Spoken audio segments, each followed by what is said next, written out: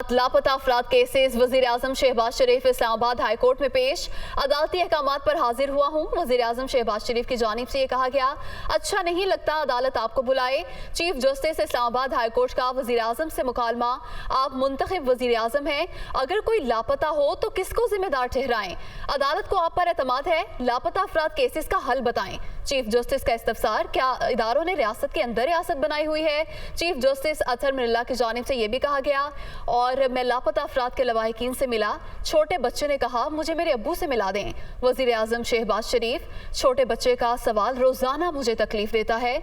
वजीर आजम शहबाज शरीफ की जानिब से ये बताया गया, यकीन दहानी कराता हूँ लापता अफराद को अहले खाना से मिलाऊंगा और लापता अफराद केसेस को हल करने में कोई कसर नहीं छोड़ूंगा। वजीर आजम की जानिब से यकीन दहानी कराई गई है। लापता अफराद कमेटी के हर इजलास की निगरानी करूंगा, रिपोर्ट अदालत में पेश करूंगा। रिपोर्ट कोई कहानी नहीं होगी बल्कि हकायक पर मबनी होगी। वजीर आजम शहबाज शरीफ की जानिब से यह भी कहा गया है, साबिक हुकूमती सरबराह ने तस्लीम किया अफराद को लापता करना रियासती पॉलिसी थी। चीफ जस्टिस की जानिब से यह कहा गया, आइन के मुताबिक कोई लापता हुआ तो रियासत जिम्मेदार है। चीफ जस्टिस अतर मिनुल्ला, कमेटियां बनती रहीं, यकीन दहानियां कराई जाती रहीं, लेकिन कोई काम नहीं हुआ। चीफ जस्टिस की जानिब से ये रिमार्क्स भी दिए गए। इसी पर बात करेंगे नुमाइंदा दुनिया न्यूज कमरुल मुनव्वर हमारे साथ मौजूद हैं। जी कमर, बताइएगा समात का अहवाल। जी, जुलाई में लापता अफराद के हवाले से इस्लामाबाद हाई कोर्ट में एक केस जो था उसकी समाअत हुई थी, जिसके दौरान जो है ऑर्डर में ये बात लिखवाई गई थी chief justice Islamabad high court की जानिब से कि इस केस में लापता अफराद के हवाले से क्योंकि कोई डेवलपमेंट नहीं हो रही तो हम वज़ीर आज़म जो वज़ीर आज़म पाकिस्तान होंगे उसको तलब करेंगे, उससे इस हवाले से पूछेंगे। जिसके बाद ये फैसला किया गया था वज़ीर आज़म शहबाज शरीफ की जानिब से कि वो ख़ुद यहाँ पर पेश होंगे। आज 9 सितम्बर को इसकी समाअत थी, तो आज वज़ीर आज़म यहाँ पर पेश हुए, उनके हमरा वज़ीर इत्तलात, वज़ीर कानून और वज़ीर दाखिला वो भी यहाँ पर आए। और इस केस के दौरान जो है chief justice Islamabad high court की जानिब से ये कहा गया कि रियासत की ज़िम्मेदारी है कि किसी भी केस में अगर कोई बंदा लापता होता है और उसका कोई क्लू नहीं मिलता तो उस हवाले से तमाम तफसीलात जो हैं वो वज़ीर आज़म के पास नहीं होंगी तो किसके पास होगी। केस के दौरान जो है अहम रिमार्क भी सामने आए chief justice Islamabad high court की जानिब से, जिसमें यह कहा गया कि बादियो नज़र में अदालत ये समझती है कि लापता अफराद केसेस को आइन को तोड़ने के मुतरादिफ है, आइन और कानून तोड़ने वालों को जिम्मेदार समझती है ये अदालत। और चीफ जस्टिस ने यह भी कहा कि यहाँ मसला ये है कि जो लोग ओहदों पर बैठे होते हैं वो हमसे कहते हैं कि उन्हें कुछ नहीं पता, ताहम अगर ये मसला हल नहीं कर सकते तो फिर वो ओहदा छोड़ दें। Chief justice Islamabad high court की जानिब से ये भी कहा गया कि बलोच तलबा की लसानी प्रोफाइलिंग क्यों की जा रही है, इस हवाले से भी एक जो है कमेटी बनाई जानी चाहिए जो इसकी तफसीली रिपोर्ट जो है वो पेश करे। इस समाअत के दौरान वज़ीर आज़म पाकिस्तान समाअत के दौरान अहम रिमार्क्स भी सामने आए। कमरुल मुनव्वर, बहुत शुक्रिया, आपने तफसीलात से आगाह किया। मलिका एलिज़ाबेथ दोम के इंतकाल के बाद उनके सबसे बड़े बेटे और वली अहद 73 साला चार्ल्स बादशाह बन गए। एक बयान में उनका कहना था कि ये शाही ख़ानदान के लिए नहायत दुख और गम का लम्हा है। मुशफ़िक़ और प्यार करने वाली वालिदा के वफ़ात पर शहज़ादा चार्ल्स नहायत गमगीन और दुखी हैं। चार्ल्स का कहना था कि शहजादे से बादशाह बनने का अमल उनके लिए तकलीफ दे होगा क्योंकि मरहला मलाका की वफ़ात के बाद आना है। बयान में किंग चार्ल्स ने कहा कि मलका बरतानिया की मौत उनके और ख़ानदान के तमाम अफराद के लिए बड़े दुख का लम्हा है। वो अपनी अजीम वालिदा के इंतकाल पर गहरे सोग में हैं। अक़वाम मुत्तहिदा के secretary general Antonio Guterres Islamabad पहुंच गए। हिना रब्बानी खर ने उनका इस्तकबाल किया। सेक्रेटरी जनरल अंतोनियो गुतरेस सैलाब से मुतासर इलाकों का दौरा करेंगे। वो सैलाब मुतासरीन से मुलाकात करेंगे। अंतोनियो गुतरेस आलमी बरादरी से बड़े पैमाने पर इमदाद की अपील भी करेंगे। अंतोनियो गुतरेस इससे पहले भी दुनिया को सैलाब मुतासरीन की इमदाद की अपील कर चुके हैं। सेक्रेटरी जनरल अंतोनियो गुतरेस इससे पहले भी मुतअद्दिद बार पाकिस्तान से अपनी मोहब्बत का इजहार कर चुके हैं। सेक्रेटरी जनरल ने हमेशा दहशतगर्दी के खात्मे के लिए पाकिस्तान की खिदमत को सराहा है। मुल्क में सैलाब की तबाहकारियां, अरकान पार्लियामेंट लॉजेस सजाने के लिए बजट। CDA ने पार्लियामेंट लॉजेस की तज़ीन और आराइश के लिए 32 करोड़ रुपए मांग लिए। अरकान असम्बली के लिए लिफ्ट बदलने की भी तजवीज़। पार्लियामेंट लॉजेस में सिक्योरिटी कैमरे भी बदलने की तजवीज़। फायर अलार्म सिस्टम की तनसीब के लिए 5 करोड़ रुपए दरकार। दस्तावेजात के मुताबिक CDA ने नए फर्नीचर के लिए 5 करोड़ रुपए का बजट मांग लिया है। लॉजेस के रंगो रोगन पर 1 करोड़ 80 लाख रुपए खर्च होंगे और पार्लियामेंट लॉजेस में सफाई वगैरह के लिए भी 5 करोड़ का बजट मुख्तस करने की तजवीज़ सामने आई है दस्तावेजात के मुताबिक। और आपको ये भी बताएं कि सिक्योरिटी कैमरे भी बदलने की तजवीज़ सामने आई है। फायर अलार्म सिस्टम की तनसीब के लिए 5 करोड़ रुपए दरकार हैं। CDA ने नए फ्यूचर के लिए 5 करोड़ रुपए का बजट मांग लिया है। इसी पर बात करेंगे नुमाइंदा दुनिया न्यूज़ वकार सैयद से। जी वकार, बताइएगा क्या मामला है ये? जी बिल्कुल, माले मुफ्त दिले बहरैम। एक तरफ मुल्क में सैलाब की तबाहकारियाँ जारी हैं, माशी बदहाली है और तकरीबन पाकिस्तान जो है वो इस सैलाब की मद में 12 अरब डॉलर का नुकसान जो है वो उस वक्त कर चुका है। लेकिन इसके बावजूद जो अमीर पार्लियामेंटेरियन है उनकी जानिब से जो है वो पार्लियामेंट लॉजेस को सजाने की जो है वो ख्वाहिश का इजहार किया गया। जिसके बाद जो CDA है, जो दुनिया न्यूज़ को जो दस्तावेजात मौसूल हुई है उसमें ये कहा गया कि 32 करोड़ रुपए की रकम जो है वो पार्लियामेंट इंतजामिया यानी CDA को जो है वो फराहम की जाए, जिसमें जो 8 लिफ्टें हैं उनको तब्दील करने के लिए 16 करोड़ रुपए से ज़ायद की जो रकम है वो डिमांड की गई है। और उसके अलावा जो फर्नीचर जो तब्दील किया जाना है उसके लिए भी जो है 5 करोड़ रुपए की रकम जो है वो तलब की गई है। जबकि इससे कबल हमने देखा कि पार्लियामेंट लॉजेस में गुज़श्ता दौर इक़्तिदार में जो है वो एक दावा भी बोला गया था, जिसके बाद पुलिस और वहाँ पर जो रिहायशी है वो आमने सामने हुए थे। तो जो सिक्योरिटी हकाम है उनकी जानिब से 1 करोड़ रुपए से ज़ायद के जो है वो सिक्योरिटी कैमरास के लिए भी जो है वो मांगे गए, ताकि पार्लियामेंट लॉजेस की जो सिक्योरिटी है उसको जो है वो मजीद सख्त बनाया जा सके। ताहम इसके अलावा जो फर्नीचर है, जो तज़ीन आराइश है और जो सफाई का अमल रोज़ाना की बुनियाद पर जो पार्लियामेंट लॉजेस में हुआ करेगा उसके लिए अलग से 5 करोड़ रुपए की जो रकम है वो मांगी गई है। बहुत शुक्रिया, आपने तफसीलात से आगाह किया। इमरान खान ने कहा है कि जब तक अदालतें इंसाफ ना दें कोई भी मुल्क तरक्की नहीं कर सकता। चोरी को बुरा ना समझने वाली कौम अपनी कब्र खुद ही खोद लेती है। मशवरे दिए जा रहे हैं कि असम्बली में जाओ, बैठकर मामला तय करो। सबके साथ बैठने को तैयार हूँ, लेकिन चोरों से कभी बात नहीं करूँगा। भगोड़े ज़िमनी इलेक्शन से भाग रहे हैं। वो मुल्तान में जलसे से खिताब कर रहे थे।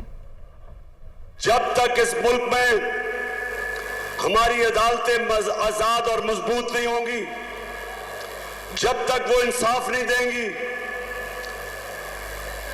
पाकिस्तान छोड़े कोई मुल्क तरक्की नहीं कर सकता। खुशहाल मुल्कों के अंदर इंसाफ होता है और गरीब मुल्कों के अंदर जुल्म का निजाम होता है। मुझे अभी भी मशवरे दिए जाते हैं कि इमरान खान तुम ऑपोजिशन को साथ मिला के चलो। जब मैं हुकूमत में था, अब कहते हैं कि हुकूमत असेंबली में चले जाओ, इनके साथ इकट्ठे बैठ के मामले तय करो। हमेशा मुझे यह कहा जाता है कि इमरान खान आप ही क्या सियासत, क्या इनसे मुफाहमत करें, इनसे बैठ के बात करें। मैं आज अपनी कौम को कहता हूं, मैं हर किसी के साथ बात करने के लिए तैयार हूं, हर किसी के साथ, लेकिन चोरों से कभी बात करने के लिए नहीं तैयार। जिस वक्त एक माशरा चोरी को बुरा नहीं समझता, वो कौम अपनी कब्र खोद देती है। और ये वो लोग हैं जो आज मुल्क पे मुसल्लत है और आज कहते हैं चोरी हमने की है, हमें एनआरओ दो, हम कानून से ऊपर हैं। उधर वो नवाज शरीफ बैठा हुआ लंदन में, वो इंतजार कर रहे हैं कि पहले मेरे केसेस खत्म करो, फिर मैं दूसरी दफा एनआरओ लेके पाकिस्तान आता हूं। बल्कि जब तक हम इंसाफ नहीं, ताकतवर को कानून के नीचे नहीं लेके आते, ये कौम आजाद नहीं होगी। ये जो भगौड़े हो गए, मुझे पूरा यकीन था कि इन्होंने इलेक्शनों से भागना है। मुझे पता था कि इनकी कांपे टांगनी शुरू हो गई है। ये जो जलसे देख रहे हैं, ये जो पब्लिक को देख रहे हैं, इनको पता है कि कौम किस तरफ खड़ी हो गई है जाके। अब इनको ये खौफ है कि ये अगर इलेक्शन हो जाता है इतवार को, तो 3 और सीटें गिर जानी थी इनकी। और मेरा चैलेंज है कि इंशाल्लाह जब भी वो 9 हल्कों में इलेक्शन होगा 9-0 रिजल्ट आएगा धांधली के बावजूद। जबकि नायब सदर मुस्लिम लीग नून मरियम नवाज ने कहा है कि इमरान खान सियासतदान हैं, न ही तहरीक इंसाफ सियासी जमात है। ये बदमाशों का गिरोह है। बैरूनी ताकतों ने चेयरमैन PTI को पाकिस्तान में तबाही फैलाने के लिए लॉन्च किया। शहबाज शरीफ इनकी लगाई हुई आग बुझाने की कोशिश कर रहे हैं। वो चिश्तिया में जलसे से खिताब कर रही थी। ये फितना भी नहीं, ये इंतशार भी नहीं, इसका ये पाकिस्तान की सबसे बड़ी तबाही है, तबाही। मैं न किसी को गद्दार कहती हूँ ना साजिश कहती हूँ, लेकिन मैं ये कहने पर मजबूर हूँ कि फितना को, इस साजिशी को मुल्क के ऊपर हमला करने के लिए बाहर की ताकतों ने लॉन्च किया और वो भी फंड करके। अंदाजा है कि आज महंगाई है, डीजल की और पेट्रोल की कीमतें बढ़ी हैं, महंगाई बढ़ी है, पर मेरा यकीन करना जब इस बार डीजल की और पेट्रोल की कीमतें बढ़ी तो मैंने कह दिया, मैंने कहा मैं कीमतें बढ़ाने के फैसले को तस्लीम नहीं करती, मैं अपनी आवाम के साथ खड़ी हूँ। हुकूमत मुझसे नाराजगी का इजहार भी किया। शहबाज शरीफ इसकी लगाई हुई आग को बुझाने की कोशिश कर रहा है। इमरान खान ना सियासतदान है, ना इसकी जमात कोई सियासी जमात है, बल्कि ये बदमाशों, बाशों और गुंडागर्दों का वो गिरोह है जिसको डॉलरों के एवज पाकिस्तान को तबाह करने के लिए लॉन्च किया गया। शिकस्त इसका मुकद्दर है और इसकी दोबारा इक़्तिदार में आने की ख्वाहिश अब मनो मिट्टी के नीचे दब के रहे। शरीफ जल्दी इंशाअल्लाह ताला अपनी धरती पे वापस आएगा। साबिक वज़ीर दाखिला शेख रशीद का कहना है कि चोरों को भगाएंगे, इमरान खान को लाएंगे, किसी रहनुमा को जेल में डालकर सियासत ख़त्म नहीं की जा सकती। मौलाना फजलुर रहमान का चेहरा बता रहा है सैलाब का पानी किस हद तक बुलंद है। मौलाना फजलुर रहमान साहब का चेहरा बता रहा है कि ये सैलाब का पानी कहाँ तक चढ़ गया है, और ये पानी इतना चढ़ गया है कि सब लोगों को डुबो देगा।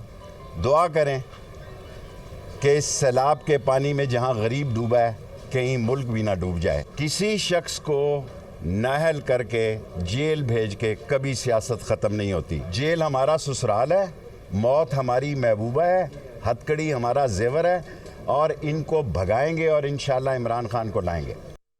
जेहलम की तहसील दीना में शाहराहें और चौक चौराहों पर कूड़ा करकट के ढेर लग गए। म्यूनसिपल कमेटी दीना ने मेन शाहराह को डंपर पॉइंट बना लिया। मजीद क्या सूरत हाल है जानते हैं रब नवाज गोंदल से। जी बिल्कुल, ज़िला जेहलम की तहसील दीना के जो चौक चौराहे और जो सड़कें हैं वो कचरा कुंडी में तब्दील हो चुकी है। अगर आप दुनिया न्यूज़ की स्क्रीन पर देख रहे हैं तो जगह जगह पर कचरे के ढेर पड़े हुए आपको नज़र आएंगे। म्यूनसिपल कमेटी दीना का अमला जो है वो 3 से 4 रोज़ तक इसको उठाने से कासिर है। और आपको ये भी बताते चले कि मंगला रोड, GT रोड और रेलवे रोड ख़ास तौर पर मुतासर है, और हस्पतालों के आगे ये बहुत बड़े बड़े कचरे के जो ढेर पड़े हुए हैं, इनसे मूजी अमराज जो हैं वो जन्म ले रही है, और पैदल चलना शहरों का वो भी हाल बन चुका है। कई शहरी जो हैं वो सांस की बीमारी में मुब्तला हो चुके हैं और उनको भारी अदवायात लेने के लिए अस्पतालों का रुख करना पड़ता है। और ये जो कूड़ा है, जब आंधी और तेज़ हवाएं चलती हैं तो यहाँ से ये उड़कर जो है वो गाड़ियों की स्क्रीन के ऊपर जाता है, जिससे कई हादसा जो है वो भी रुनमा हो चुके हैं। तो लिहाजा लोगों का यही मुतालबा है कि खुदार है ये डंपर पॉइंट जो ये ख़त्म किए जाएँ और शहर से कूड़ा गिरकर जो उठाया जाए ताकि हम मूजी अमराज से बच सकें। जी, कारोबारी दुनिया से खबर यह है कि पाकिस्तान और अफगानिस्तान के दरमियान दो तरफा तिजारत में गुज़श्ता 1 साल के दौरान एक्सपोर्ट में कमी जबकि इम्पोर्ट में इजाफा हुआ है। मज़ीद खैबर से अली शिनवारी रिपोर्ट कर रहे हैं।